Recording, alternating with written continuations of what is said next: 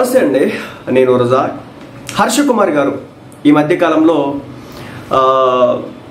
ప్రవీణ్ పగడాల గారి మరణం తర్వాత చాలా హైలైట్ అయినారని చెప్పొచ్చు. ఎందుకంటే ఒక దళితుడిని చంపేసినారు, ఒక దళితుడికి యాక్సిడెంట్ చేసినారు, ఒక దళిత పాస్టర్ని చంపేసినారు, అది ఇది దాని మీద రకరకాలుగా కూపీలు లాగే ప్రయత్నం, కోర్టులో కేసులు వేసే ప్రయత్నం చేస్తున్నారు. Well and good. ఆయనకున్నటువంటి ఏదైతే అపోహలు ఉన్నాయో లేకపోతే దాంట్లో జరుగుతున్నటువంటి అనుమానాలు ఉన్నాయో వాటన్నిటిని నివృత్తి చేసుకునే దానిలో భాగంగా ఆయనకి రీపోస్ట్ మార్టం జరపాలని అదని ఇదని చేసుకుంటున్నారు. ఓకే, ఎవరూ కాదనట్లేదు, వెళ్ళిపోవచ్చు.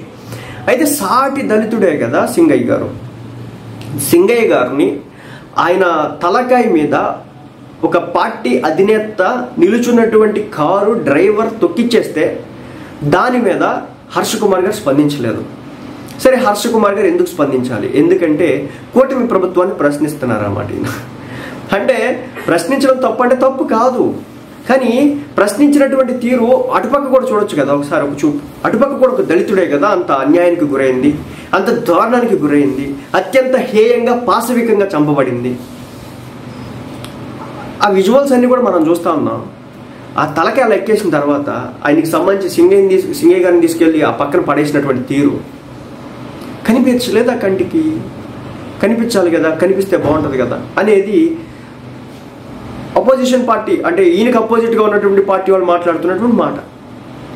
కేవలం ఇక్కడ ఏదో రాజకీయ లబ్ధి, ఇక్కడ ఇది హైలైట్ అయ్యేటటువంటి అంశం, రిలీజియస్ పరంగా హైలైట్ అయ్యేటువంటి అంశం మీద మీరు కూర్చుంటారా? నిజంగా మీకు దళితుల మీద అంత ప్రేమ ఉంటే సింగయ్య గారి విషయంలో కూడా మీరు స్పందించాలి కదా. మీరు ఎందుకు స్పందించలేదు సింగయ్య గారి విషయంలో అని చెప్పేసి అడుగుతున్నారు.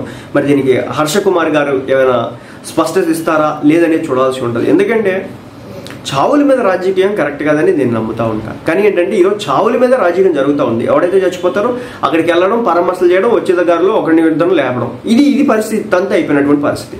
కాబట్టి మరి దీనికి సంబంధించి హర్ష కుమార్ గారు ఏమైనా స్పందిస్తారా లేదనే చూడాలి.